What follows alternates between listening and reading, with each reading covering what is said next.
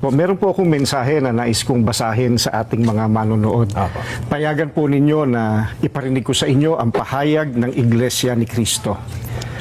Mula nang magsagawa ng Rally for Transparency, Accountability, Justice, and Peace ang Iglesia ni Cristo noong November 16 to 17, 2025, patuloy kaming naghihintay kung paano tutugunan ng gobyerno ang malawak na katiwalian na naganap sa ating bansa. Mahigit 3 buwan na ang lumipas, subalit wala pa ring natatanaw ang mga mamamayan na kalutasan sa napakalaking pangungulimbat sa kaban ng bayan. At sa halip ng mga salarin ang hanapin at usigin, ay ang mga nagbibigay ng impormasyon at tumitestigo laban sa kanila ang kinakasuhan at ginigipit. Kung kaya't hanggang ngayon ay hindi pa natutunton ang sinasabing mahigit na 1 trilyong piso na inilaan sa mga flood control projects at iba pang pagawaing bayan. Sapagkat ang hinahanap ng mga dapat mag-imbestiga ay ang mga pangyayaring maaaring magamit para mailihis sa iba't ibang issue ang problemang ito. Hinihintay ng mga Pilipino ang sinasabi ng Senate Blue Ribbon Committee Chairman na we will go where the evidence lead us. Ngayong may mga lumalabas na pahayag na mula sa mga sangkot, kabilang ang umano'y nagpadala ng mali-maletang pera. At kamakailan lang ay pinatunayan ng mga dating sundalo na umaming sila ang naghatid ng mga ito. Bakit tila walang malinaw na hakbang upang palawakin pa at tapusin ang investigasyon? Anong ebidensya pa kaya ang hinihintay upang seryosohing tuntunin ang mga mastermind sa katiwaliang ito? May mga pahayag din na ang paglitaw ng mga dating sundalo ay bahagi ng isang destabilization plot. Kung ganoon ang paratang, hindi ba lalo itong dapat imbestigahan sapagkat ang destabilisasyon laban sa gobyerno ay isang seryosong usapin ukol sa pambansang seguridad? Bukod dito, ang malawakang bahagi ng inihayag ng mga dating sundalo ay tuwiran pa namang may kaugnayan sa naganap na paglimas sa salapi ng bayan. Matamang naghihintay pa rin ang sambayanan kasama ng milyon-milyong Pilipino sa buong mundo at maging ng mga international media at iba pa na nagmamasid, ang mga kaanib sa Iglesia ni Cristo ay patuloy na nakabantay. Maling isipin na nalilimutan na ng mga Pilipino ang isyong ito sapagkat ang pondong pinag-uusapan ay mula sa buwis at pawis ng mga mamamayan. Ang aming panawagan ay nananatiling malinaw. Ilantad ang buong katotohanan. Papanagutin ang dapat managot at pairalin ang katarungan upang maibalik ang tiwala ng bayan at maitaguyod ang tunay at pangmatagalang kapayapaan at pagsulong ng Pilipinas. Alright, yun po yung mensahe ngayon mga kababayan ng Iglesia ni Cristo, no, sa pamamagitan ni Brother Edwel Zabala.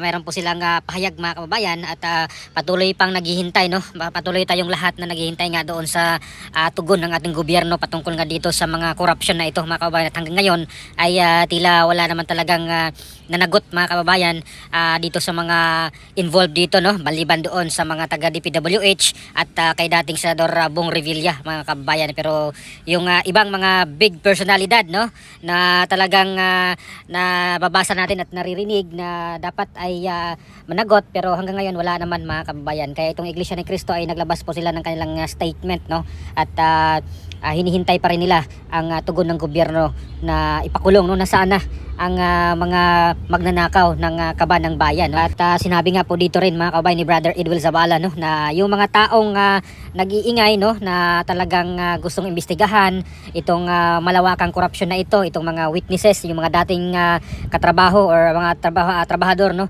ni Zaldico na nagsasalita against dito sa korupsyon ay tila baga kinakasuhan at dinidebunk mga kababayan ng administration, no, na imbis na magsagawa sila ng investigasyon dito ay yung ginagawa nila ay di-discredit pa nila mga kababayan at hinahanapan nila ng butas, no, at kaysa ganyan yung mga taong nasa likod, mga ganyan na walang ibang objective, no, or goal para pabagsakin ang gobyerno. Mga ganon yung kanilang narrative na sinasabi nila sa mga media, no. At yung mga tao na talagang gustong labanan, no, itong corruption na ito, kinakasuhan ng kung ano-ano, mga sedition, mga ganon. Ayun po yung ginagawa nila, mga kababayan. Imbis na tugunan, i-address mismo yung problema, ay hindi po nila ginagawa, no. Kinakasuhan nila yung mga taong nag-iingay dito, no, nagtuligsa dito sa mga korupsyon na ito. So ganon po yung kanilang tingin, kalaban nila, mga kababayan, no. Kasi sa tingin nila pabagsakin sila. Yung corruption yung problema na hanggang ngayon wala pang nanagot, no, na ibang mga politiko, yung mga pinangalanan doon sa kanilang mga hearing noon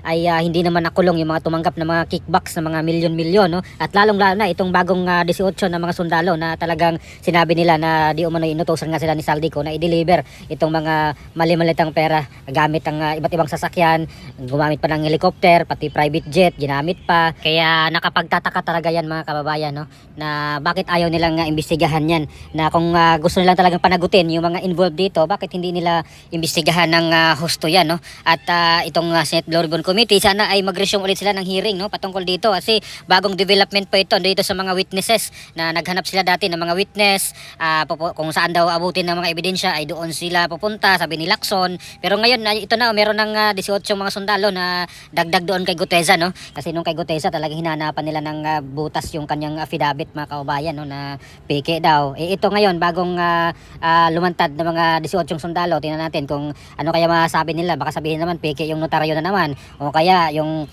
hinahanapan nila kung ano-ano mga butas, mga ganyan. Dapat imbestigahan nila kung totoo, kasi may mga affidavit naman talaga yan, mga kabayan, at hindi naman basta-basta na mag-execute ka ng affidavit na hindi naman totoo yung pinagsasabi mo.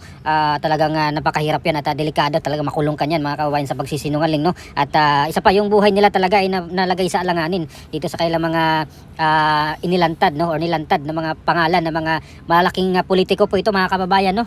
Yung mga pangalan ng congressman nandun from A to Z, at kung sino-sino pa yung tumanggap na dinideliveran nila ng mga mali-malitang pera. Kaya talagang malalaman natin sana to sa investigation, no, kung magsagawa sila ulit ng Blue Ribbon hearing dito, no, kasi yung Kamara, I doubt, no, kung magsagawa sila ng investigation, kasi mostly doon sa kanila ay nandoon nga sa listahan ng or nandoon sa affidavit, no, ng mga sundalo, doon sa joint affidavit ng mga sundalo, mga kababayan. Kaya sana itong Quadcom, no, sinasabi dito, pinanawagan ng Makabayan Black na magkaroon ulit ng Quadcom hearing, no. So ito na po yung perfect time, best na imbestigahan talaga ng Quadcom itong mga 805 billion na deliveries ng malita di umano sa utos ni Saldico. So ito yung dapat, kung gaano kabangis sila noon doon sa hearing, doon sa Quadcom, sa Tricom, patungkol doon sa confidential funds ni VP Sara, doon sa war on drugs si dating Pangulong Duterte. Ngayon ito yung dapat ipakita ng taga Quadcom, no, na wala silang kinikilingan, na hindi sila anti-Duterte lang, mga kababayan, hindi selective yung kanilang investigation.